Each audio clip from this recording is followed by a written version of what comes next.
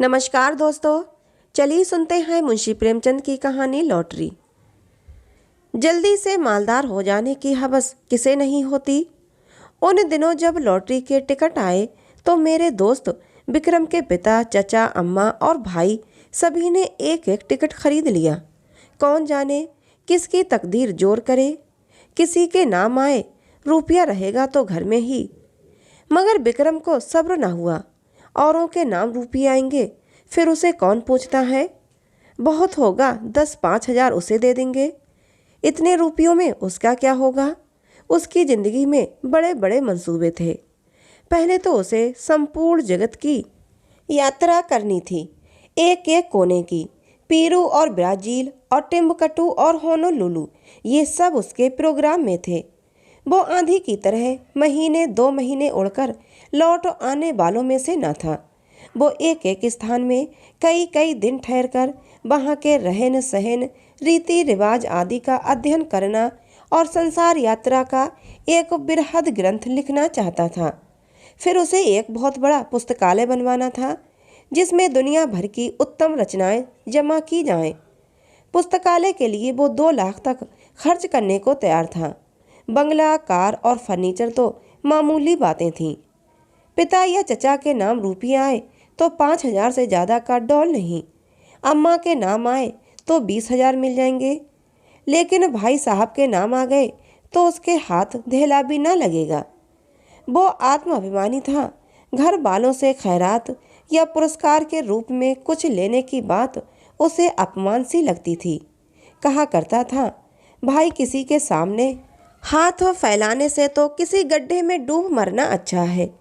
जब आदमी अपने लिए संसार में कोई स्थान न निकाल सके तो यहाँ से प्रस्थान कर जाए। वो बहुत बेकरार था। घर में लॉटरी टिकट के लिए उसे कौन रुपये देगा, और मांगे भी तो कैसे मांगे। उसने बहुत सोच विचार कर कहा, क्यों ना हम तुम साझे में एक टिकट ले लें। तजवीज़ मुझे भी पसंद आ गई। मैं उन दिनों स्कूल मास्टर था। 20 रुपये मिलते थे, उसमें बड़ी मुश्किल से गुजर होती थी। 10 रुपये का टिकट खरीदना मेरे लिए सफ़ेद हाथी खरीदना था। हाँ, 1 महीना दूध, घी, जलपान और ऊपर के सारे खर्च तोड़कर 5 रुपये की गुंजाइश निकल सकती थी। फिर भी जी डरता था, कहीं से कोई बलाई रकम मिल जाए तो कुछ हिम्मत बढ़े। विक्रम ने कहा, कहो तो अपनी अंगूठी बेच डालूं। कह दूंगा। उंगली से फिसल पड़ी। अंगूठी 10 रुपये से कम की न थी। उसमें पूरा टिकट आ सकता था। अगर कुछ खर्च किए बिना ही टिकट में आधा साझा हुआ जाता है तो क्या बुरा है। सहसा विक्रम फिर बोला, लेकिन भाई तुम्हें नकद देने पड़ेंगे। मैं 5 रुपये नकद लिए बगैर साझा न करूँगा। अब मुझे औचित्य का ध्यान आ गया। बोला, नहीं दोस्त, यह बुरी बात है। चोरी खुल जाएगी तो शर्मिंदा होना पड़ेगा और तुम्हारे साथ मुझ पर भी डांट पड़ेगी। आखिर ये तय हुआ कि पुरानी किताबें किसी सेकंड हैंड किताबों की दुकान पर बेच डाली जाएं और उस रुपये से टिकट लिया जाए। किताबों से ज़्यादा बेजरूरत हमारे पास और कोई चीज़ न थी। हम दोनों साथ ही मैट्रिक पास हुए थे और ये देखकर कि जिन्होंने डिग्रियां लीं अपनी आंखें फोड़ी और घर के रुपये बर्बाद किए, वो भी जूतियां चटका रहे थे। वहीं हॉल्ट कर दिया। मैं स्कूल मास्टर हो गया और विक्रम मटर गश्ती करने लगा। हमारी पुरानी पुस्तकें अब दीमकों के सिवा हमारे किसी काम की न थीं। हमसे जितना चाटते बना चाटा, उनका सख्त निकाल लिया। अब चूहे चाटे या दीमक हमें परवाह न थी। आज हम दोनों ने उन्हें कूड़े खाने से निकाला और झाड़ पोंछकर एक बड़ा सा गट्ठर बांधा। मास्टर था, किसी बुक सेलर की दुकान पर किताब बेचते हुए झेपता था। मुझे सभी पहचानते थे, इसलिए ये खिदमत विक्रम के सुपुर्द हुई और वो आधे घंटे में 10 रुपये का एक नोट लिए उछलता कूदता आ पहुंचा। मैंने उसे इतना प्रसन्न कभी न देखा था। किताबें 40 रुपये से कम की न थीं, पर ये 10 रुपये उस वक्त हमें जैसे पड़े हुए मिले। अब टिकट में आधा साझा होगा, 10 लाख की रकम मिलेगी। 5 लाख मेरे हिस्से में आएंगे, 5 विक्रम के। हम अपने इसी में मग्न थे। मैंने संतोष का भाव दिखाकर कहा, 5 लाख भी कुछ कम नहीं होते जी। विक्रम इतना संतोषी न था। बोला, 5 लाख क्या, हमारे लिए तो इस वक्त 500 भी बहुत हैं भाई। मगर जिंदगी का प्रोग्राम तो बदलना पड़ गया। मेरी यात्रा वाली स्कीम तो टल नहीं सकती। हाँ, पुस्तकालय गायब हो गया। उसकी बात पर मैंने आपत्ति की। आखिर यात्रा में तुम 2 लाख से ज़्यादा तो खर्च ना करोगे ना? जी नहीं, उसका बजट है 3.5 लाख का। 7 बरस का प्रोग्राम है। 50,000 रुपये साल तो हुए ही। 4,000 महीना कहो। मैं समझता हूँ 2,000 में तुम बड़े आराम से रह सकते हो। विक्रम ने गर्म होकर कहा, मैं शान से रहना चाहता हूँ, भिखारियों की तरह नहीं। 2,000 में भी तो तुम शान से रह सकते हो। जब तक आप अपने हिस्से में से 2 लाख मुझे ना दे देंगे, पुस्तकालय ना बन सकेगा। विक्रम ने कहा, कोई ज़रूरत नहीं कि तुम्हारा पुस्तकालय शहर में बेजोड़ हो। मैं तो बेजोड़ ही बनवाऊंगा, इसका तुम्हें इख्तियार है। लेकिन मेरे रुपये में से तुम्हें कुछ ना मिल सकेगा। मेरी ज़रूरतें देखो। तुम्हारे घर में काफ़ी जायदाद है, तुम्हारे सिर कोई बोझ नहीं। मेरे सिर तो सारी गृहस्थी का बोझ है। 2 बहनों का विवाह है, 2 भाइयों की शिक्षा है, नया मकान बनवाना है। मैंने तो निश्चय कर लिया है कि सब रुपये सीधे बैंक में जमा कर दूंगा। उनके सूद से काम चलाऊंगा। कुछ ऐसी शर्तें लगा दूंगा कि मेरे बाद भी कोई इस रकम में हाथ न लगा सके। विक्रम ने सहानुभूति के भाव से कहा, हाँ, ऐसी दशा में तुमसे कुछ मांगना अन्याय है। खैर, मैं ही तकलीफ उठा लूँगा। लेकिन बैंक के सूद की दर तो बहुत गिर गई है। हमने कई बैंकों में सूद की दर देखी, अस्थायी कोष की भी, सेविंग बैंक की भी। बेशक दर बहुत कम थी। 2-2.5 रुपये सैकड़े ब्याज पर जमा करना व्यर्थ है। क्यों ना लेन देन का कारोबार शुरू किया जाए। लेन देन में सूद भी अच्छा मिलेगा और अपना रौब दाब भी रहेगा। हाँ, जब तक अच्छी जमानत ना हो किसी को रुपया ना देना चाहिए, चाहे आसामी कितना ही मातवर क्यों ना हो। और जमानत पर रुपये दे ही क्यों, जायदाद रेहन लिखाकर रुपये देंगे, फिर तो कोई खटका न रहेगा। ये मंजिल भी तय हुई। अब ये प्रश्न उठा कि टिकट पर किसका नाम रहे। विक्रम ने अपना नाम रखने के लिए बड़ा आग्रह किया। अगर उसका नाम ना रहा तो वो टिकट ही ना लेगा। मैंने कोई उपाय न देखकर मंजूर कर लिया और बिना किसी लिखा पढ़ी के, जिससे आगे चलकर मुझे बड़ी परेशानी हुई। एक एक करके इंतजार के दिन कटने लगे।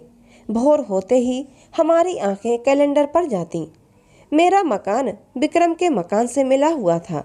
स्कूल जाने से पहले और स्कूल से आने के बाद हम दोनों साथ बैठकर अपने अपने मंसूबे बांधा करते और इस तरह साए साए कि कोई सुन न ले। हम अपने टिकट खरीदने का रहस्य छिपाए रखना चाहते थे। ये रहस्य जब सत्य का रूप धारण कर लेगा, उस वक्त लोगों को कितना विस्मय होगा। उस दृश्य का नाटकीय आनंद हम नहीं छोड़ना चाहते थे। एक दिन बातों बातों में विवाह का जिक्र आ गया। विक्रम ने दार्शनिक गंभीरता से कहा, भाई, शादी वादी का जंजाल तो मैं नहीं पालना चाहता। व्यर्थ की चिंता और हाय हाय, पत्नी की नाज बरदारी में ही बहुत से रुपये उड़ जाएंगे। मैंने इसका विरोध किया। हाँ, ये तो ठीक है, लेकिन जब तक जीवन के सुख दुख का कोई साथी ना हो, जीवन का आनंद ही क्या। मैं तो विवाहित जीवन से इतना विरक्त नहीं हूँ।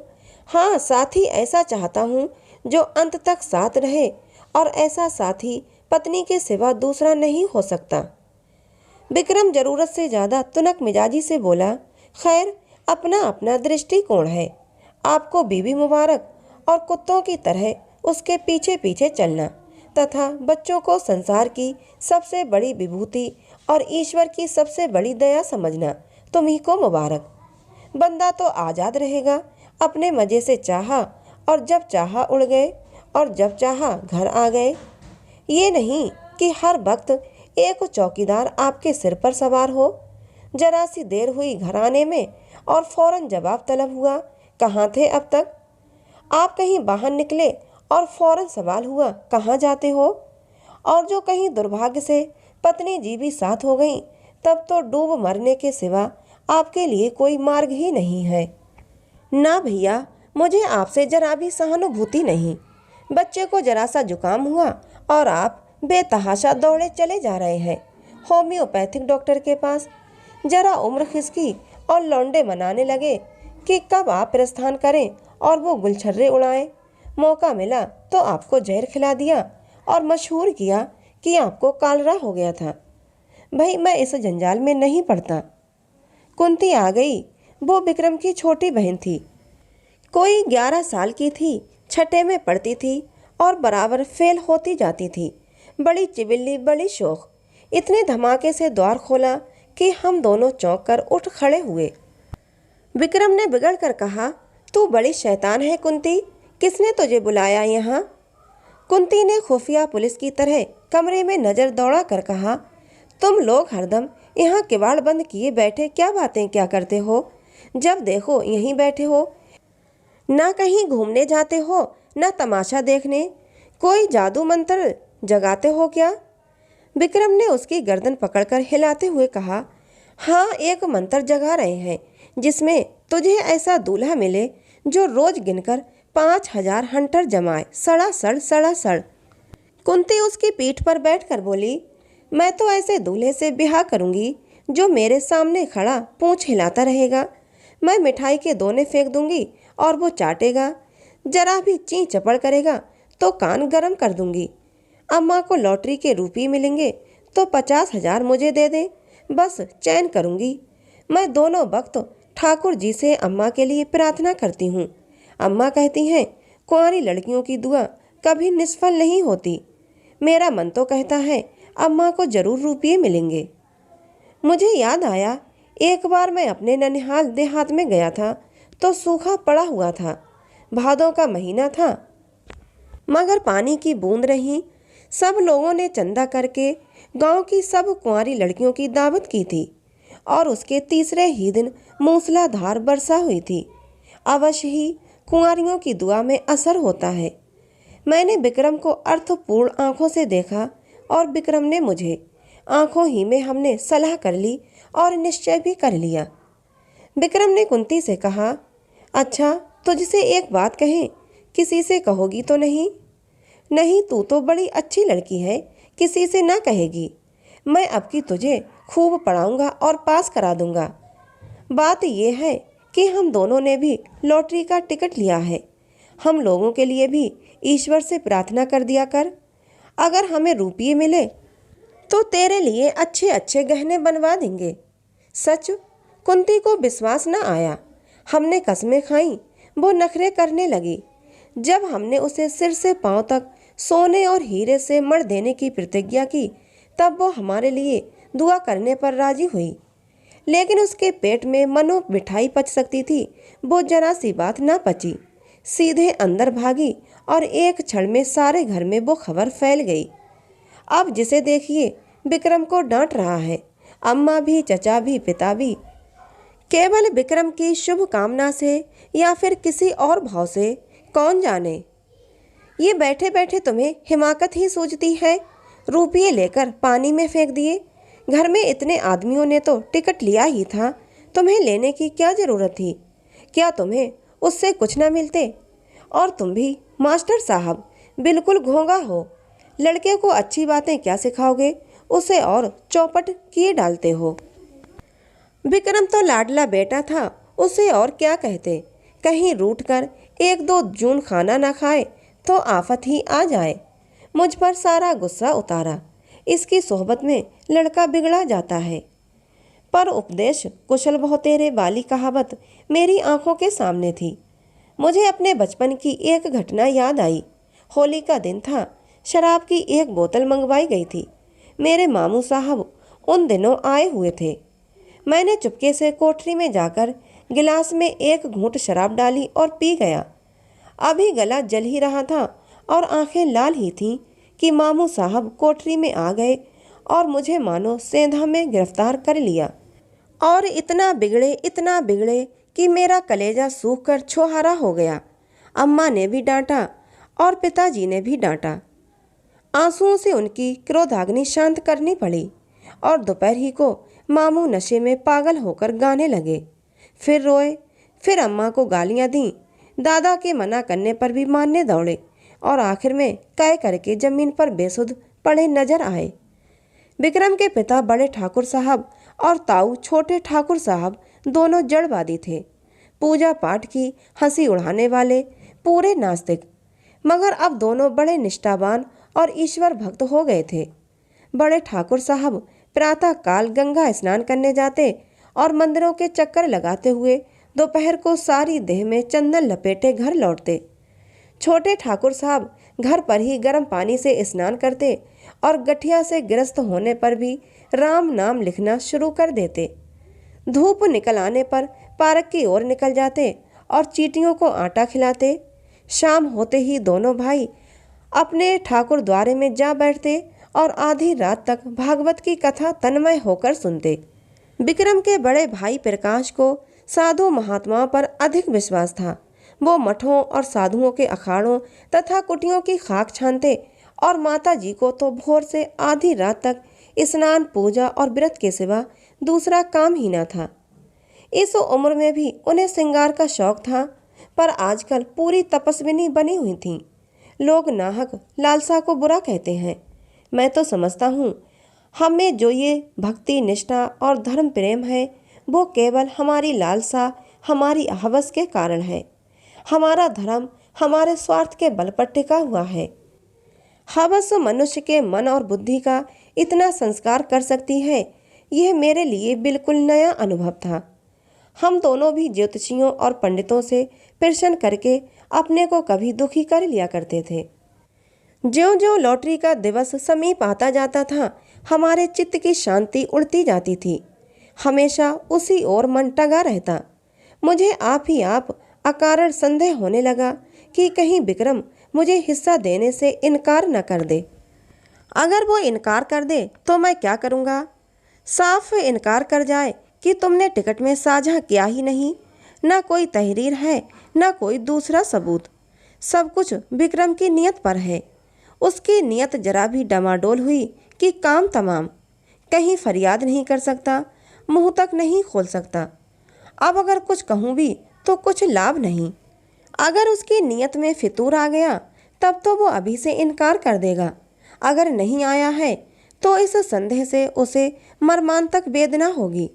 आदमी ऐसा तो नहीं है, मगर भाई दौलत पाकर ईमान सलामत रखना कठिन है। अभी तो रुपये नहीं मिले हैं। इस वक्त ईमानदार बनने में क्या खर्च होता है? परीक्षा का समय तो तब आएगा जब 10 लाख रुपये हाथ में होंगे। मैंने अपने अंतःकरण को टटोला।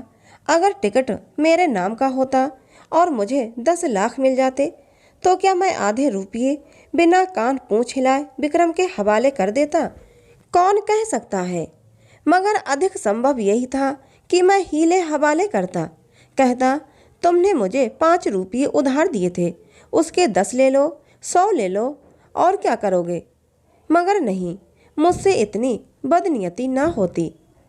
दूसरे दिन हम दोनों अखबार देख रहे थे कि सहसा विक्रम ने कहा, कहीं हमारा टिकट निकल आए तो मुझे अफसोस होगा कि नाहक तुमसे साझा किया। वो सरल भाव से मुस्कुराया, मगर ये थी उसके आत्मा की झलक जिसे वो विनोद की आड़ में छिपाना चाहता था। मैंने चौंक कर कहा, सच? लेकिन इसी तरह मुझे भी तो अफसोस हो सकता है। लेकिन टिकट तो मेरे नाम का है, तो इससे क्या? अच्छा मान लो मैं तुम्हारे साजे से इनकार कर जाऊं। मेरा खून सर्द हो गया, आंखों के सामने अंधेरा छा गया। मैं तुम्हें इतना बदनीयत नहीं समझता था, मगर है बहुत संभव। 5 लाख, सोचो तो दिमाग चकरा जाता है। मैं बोला, तो भाई अभी से कुशल है, लिखा पढ़ी कर लो, ये संशय रहे ही क्यों? विक्रम ने हंसकर कहा, तुम बड़े शक्की हो यार। मैं तो तुम्हारी परीक्षा ले रहा था। भला ऐसा कहीं हो सकता है? 5 लाख क्या, 5 करोड़ भी हो तब भी ईश्वर चाहेगा तो नियत में खलल न आने दूंगा। किंतु मुझे उसके इस आश्वासन पर बिल्कुल विश्वास न आया। मन में एक संशय बैठ गया। मैंने कहा, ये तो मैं जानता हूँ तुम्हारी नीयत कभी विचलित नहीं हो सकती, लेकिन लिखा पढ़ी कर लेने में क्या हर्ज है? फिजूल है। फिजूल ही सही। विक्रम बोला, तो पक्के कागज पर लिखना पड़ेगा। 10 लाख की कोर्ट फीस ही 7,500 हो जाएगी। किस भ्रम में हैं आप? मैंने सोचा, बला से सादी लिखा पढ़ी के बल पर कोई कानूनी कार्रवाई न कर सकूंगा, पर इन्हें लज्जित करने का, इन्हें जलील करने का, इन्हें सबके सामने बेईमान सिद्ध करने का अवसर तो मेरे हाथ आएगा, और दुनिया में बदनामी का भय न हो तो आदमी न जाने क्या करे। अपमान का भय कानून के भय से किसी तरह कम क्रियाशील नहीं होता। बोला, मुझे सादे कागज पर ही विश्वास आ जाएगा। विक्रम ने लापरवाही से कहा, जिस कागज का कोई कानूनी महत्व नहीं, उसे लिखकर क्या समय नष्ट करें? मुझे निश्चय हो गया कि विक्रम की नीयत में अभी से फितूर आ गया, नहीं तो सादा कागज लिखने में क्या बाधा हो सकती है। बिगड़कर मैं बोला, तुम्हारी नीयत तो अभी से खराब हो गई। उसने निर्लज्जता से कहा, तो क्या तुम साबित करना चाहते हो कि ऐसी दशा में तुम्हारी नीयत न बदलती? मेरी नीयत इतनी कमज़ोर नहीं है। रहने भी दो, बड़ी नीयत वाले अच्छे अच्छों को देखा है। मैं बोला, तुम्हें इसी वक्त लेखाबद्ध होना पड़ेगा। मुझे तुम्हारे ऊपर विश्वास नहीं रहा। अगर तुम्हें मेरे ऊपर विश्वास नहीं है तो मैं भी नहीं लिखता। तो क्या तुम मेरे रुपये हजम कर जाओगे? किसके रुपये और कैसे रुपये? विक्रम बोला। मैं कह देता हूँ विक्रम, हमारी दोस्ती का ही अंत हो जाएगा, बल्कि इससे कहीं भयंकर परिणाम होगा। हिंसा की एक ज्वाला सी मेरे अंदर दहक उठी। सहसा दीवान खाने में झड़प की आवाज़ सुनकर मेरा ध्यान उधर चला गया। यहाँ दोनों ठाकुर बैठा करते थे। उनमें ऐसी मैत्री थी जो आदर्श भाइयों में हो सकती है। राम और लक्ष्मण में भी इतनी ही रही होगी। झड़प की तो बात ही क्या, मैंने उनमें कभी विवाद होते भी ना सुना था। बड़े ठाकुर जो कह दें वो छोटे ठाकुर के लिए कानून था, और छोटे ठाकुर की इच्छा देखकर ही बड़े ठाकुर कोई बात कहते थे। हम दोनों को आश्चर्य हुआ। दीवान खाने के द्वार पर जाकर खड़े हो गए। दोनों भाई अपनी अपनी कुर्सियों से उठ खड़े हो गए थे। एक एक कदम आगे भी बढ़ आए थे। आंखें लाल, मुख विकृत, त्योरियां चढ़ी हुई, मुट्ठियां बंधी हुई। मालूम होता था बस हाथापाई हुई ही चाहती है। छोटे ठाकुर ने हमें देखकर पीछे हटते हुए कहा, सम्मिलित परिवार में जो कुछ भी और कहीं से भी और चाहे किसी के नाम भी आए, वो सबका है और बराबर है। बड़े ठाकुर ने विक्रम को देखकर एक कदम और आगे बढ़ाया। हरगिज नहीं, अगर मैं कोई जुर्म करूं तो मैं पकड़ा जाऊंगा। सम्मिलित परिवार नहीं, मुझे सजा मिलेगी। सम्मिलित परिवार को नहीं। यह एक वैयक्तिक प्रश्न है, इसका फैसला अदालत से होगा। शौक से अदालत जाइए। अगर मेरे लड़के, मेरी बीवी या मेरे नाम लॉटरी निकली तो आपका उससे कोई संबंध न होगा। उसी तरह जैसे आपके नाम लॉटरी निकले तो मुझसे, मेरी बीवी से या मेरे लड़के से उससे कोई संबंध न होगा। अगर मैं जानता कि आपकी नीयत ऐसी है तो मैं भी बीवी बच्चों के नाम से टिकट ले सकता था। दूसरा बोला, यह तो आपकी गलती है। पहला बोला, क्योंकि मुझे विश्वास था कि आप मेरे भाई हैं। भाई ये तो जुआ है, आपको समझ लेना चाहिए था। जुए की हार जीत का खानदान पर कोई असर नहीं पड़ सकता। अगर आप कल को 10-5 हज़ार रेस में हार जाएं तो खानदान उसका जिम्मेदार न होगा, मगर भाई का हक दबाकर आप सुखी नहीं रह सकते। अच्छा, लेकिन आप ना तो ब्रह्मा हैं, ना ईश्वर और ना कोई महात्मा। विक्रम की माता ने सुना कि दोनों भाइयों में ठनी हुई है और मल्ल युद्ध हुआ चाहता है तो दौड़ी हुई बाहर आई और दोनों को समझाने लगी। छोटे ठाकुर ने बिगड़ कर कहा, आप मुझे क्या समझाती हैं, उन्हें समझाइए। जो 4-4 टिकट लिए हुए बैठे हैं, मेरे पास क्या है, एक टिकट, उसका क्या भरोसा। मेरी अपेक्षा जिन्हें रुपये मिलने का चौगुना चांस है, उनकी नीयत बिगड़ जाए तो लज्जा और दुख की बात है। ठकुराइन ने देवर को दिलासा देते हुए कहा, अच्छा, मेरे रुपये में से आधे तुम्हारे, अब तो खुश हो। बड़े ठाकुर ने बीबी की जबान पकड़ी, क्यों आधे ले लेंगे, मैं एक धेला भी ना दूंगा। हम मुरौबत और सह्रदता से काम लें, फिर भी उन्हें 5वें हिस्से से ज़्यादा किसी तरह न मिलेगा। आधे का दावा किस नियम से हो सकता है, न बौद्धिक, न धार्मिक, न नैतिक। छोटे ठाकुर ने खिसिया कर कहा, सारी दुनिया का कानून आप ही तो जानते हैं। जानते ही हैं, 30 साल तक वकालत नहीं की है। यह सारी वकालत निकल जाएगी जब कलकत्ते का बैरिस्टर सामने खड़ा कर दूंगा। बैरिस्टर की ऐसी तैसी, चाहे वो कलकत्ते का हो या लंदन का। छोटे ठाकुर बोले, मैं आधा लूँगा, उसी तरह जैसे घर की जायदाद में मेरा आधा है। इतने में विक्रम के बड़े भाई साहब सिर और हाथ में पट्टी बांधे, लंगड़ाते हुए, कपड़ों पर ताज़ा खून लगाए, प्रसन्न मुख आकर एक आराम कुर्सी पर गिर पड़े। बड़े ठाकुर ने घबरा कर पूछा, ये तुम्हारी क्या हालत है जी? ये चोट कैसे लगी? किसी से मारपीट तो नहीं हो गई? प्रकाश ने कुर्सी पर लेटकर एक बार कराहा, फिर मुस्कुराकर बोले, जी कोई बात नहीं, ऐसी कुछ बहुत चोट नहीं लगी। कैसे कहते हो कि चोट नहीं लगी?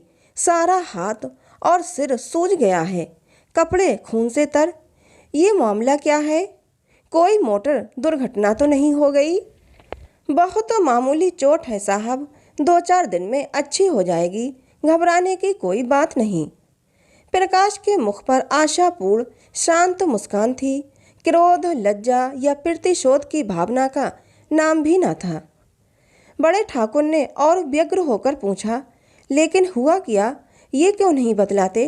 किसी से मारपीट हुई क्या? थाने में रपट करवा दूं? प्रकाश ने हल्के मन से कहा, मारपीट किसी से नहीं हुई साहब। बात यह है कि मैं जरा झक्कड़ बाबा के पास चला गया था। आप तो जानते हैं, वह आदमियों की सूरत से भागते हैं और पत्थर लेकर मारने दौड़ते हैं। जो डरकर भागा वो गया, जो पत्थर की चोटें खाकर भी उनके पीछे लगा रहा वो पारस हो गया। वह यही परीक्षा लेते हैं। आज मैं वहाँ पहुँचा तो कोई 50 आदमी जमा थे। कोई मिठाई लिए, कोई बहुमूल्य भेंट लिए, कोई कपड़ों के थान लिए। झक्कड़ बाबा ध्यानावस्था में बैठे हुए थे। एकाएक उन्होंने आंखें खोलीं और यह जन समूह देखा तो कई पत्थर चुनकर उनके पीछे दौड़े। फिर क्या था, भगदड़ मच गई। लोग गिरते पड़ते भागे, हुर्र हो गए, एक भी न टिका। अकेला मैं घंटे घर की तरह वहीं डटा रहा। बस उन्होंने पत्थर चला ही तो दिया। पहला निशाना सिर में लगा। उनका निशाना अचूक पड़ता है। खोपड़ी भन्ना गई, खून की धारा बह चली, लेकिन मैं हिला नहीं। फिर बाबा जी ने दूसरा पत्थर फेंका, वह हाथ में लगा। मैं गिर पड़ा और बेहोश हो गया। जब होश आया तो वहाँ सन्नाटा था। बाबा जी भी गायब हो गए थे। अंतर्धान हो जाया करते हैं। किसे पुकारूं, किससे सवारी लाने को कहूं? मारे दर्द के हाथ फटा पड़ता था और सिर से अभी तक खून जारी था। किसी तरह उठा और सीधा डॉक्टर के पास गया। उन्होंने देखकर कहा, हड्डी टूट गई है और पट्टी बांध दी। गर्म पानी से सेंकने को कहा है, शाम को फिर आएंगे। मगर चोट लगी तो लगी, अब लॉटरी मेरे नाम आई धरी है, ये निश्चय है। ऐसा कभी हुआ ही नहीं कि झक्कड़ बाबा की मार खाकर कोई नामुराद रह गया हो। मैं तो सबसे पहले बाबा की कुटी बनवा दूंगा। बड़े ठाकुर साहब के मुख पर संतोष की झलक दिखाई दी। फौरन पलंग बिछ गया। प्रकाश उस पर लेटे। ठकुराइन पंखा झलने लगी। उनका भी मुख प्रसन्न था।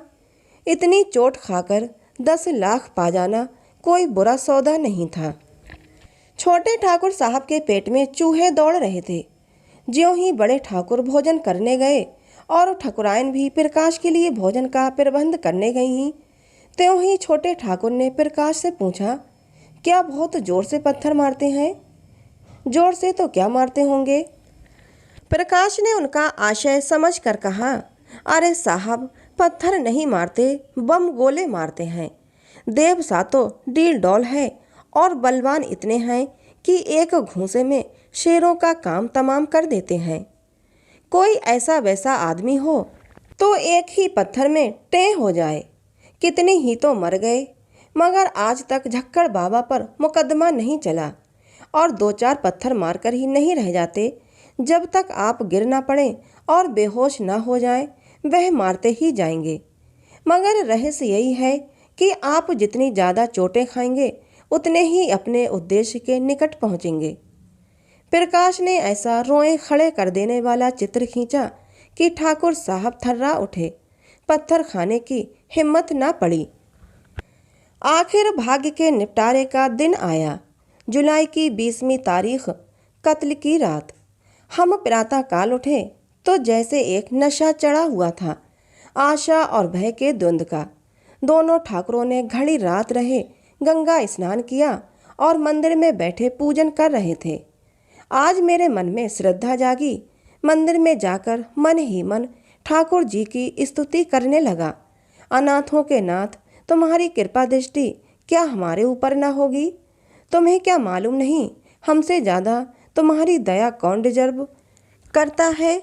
विक्रम सूट बूट पहने मंदिर के द्वार पर आया। मुझे इशारे से बुलाकर इतना कहा, मैं डाक खाने जाता हूँ, और फिर हवा हो गया। जरा देर में प्रकाश मिठाई के थाल लिए हुए घर में से निकले और मंदिर के द्वार पर खड़े होकर कंगालों को बांटने लगे, जिनकी एक भीड़ जमा हो गई थी। और दोनों ठाकुर भगवान के चरणों में लौ लगाए हुए थे, सिर झुकाए, आंखें बंद किए हुए, अनुराग में डूबे हुए। बड़े ठाकुर ने सिर उठाकर पुजारी की ओर देखा और बोले, भगवान तो बड़े भक्त वत्सल हैं, क्यों पुजारी जी? पुजारी जी ने समर्थन किया, हाँ सरकार, भक्तों की रक्षा के लिए तो भगवान क्षीर सागर से दौड़े और गज को गिरह के मुंह से बचाया। एक क्षण के बाद छोटे ठाकुर साहब ने सिर उठाया और पुजारी जी से बोले, क्यों पुजारी जी, भगवान तो सर्वशक्तिमान है, अंतर्यामी, सबके दिलों का हाल जानते हैं। पुजारी ने समर्थन किया, हाँ सरकार, अंतर्यामी न होते तो सबके मन की बात कैसे जान पाते? शबरी का प्रेम देखकर स्वयं उनकी मनोकामना पूरी की थी। पूजन समाप्त हुआ, आरती हुई। दोनों भाइयों ने आज ऊंचे स्वर से आरती गाई और बड़े ठाकुर ने 2 रुपये थाल में डाले, छोटे ठाकुर ने 4 रुपये डाले। बड़े ठाकुर ने एक बार कोप दृष्टि से देखा और मुंह फेर लिया। सहसा बड़े ठाकुर ने पुजारी से पूछा, तुम्हारा मन क्या कहता है पुजारी जी? पुजारी बोला, सरकार की फतेह है। छोटे ठाकुर ने पूछा, और मेरी? पुजारी ने उसी मुस्तैदी से कहा, आपकी भी फतेह है।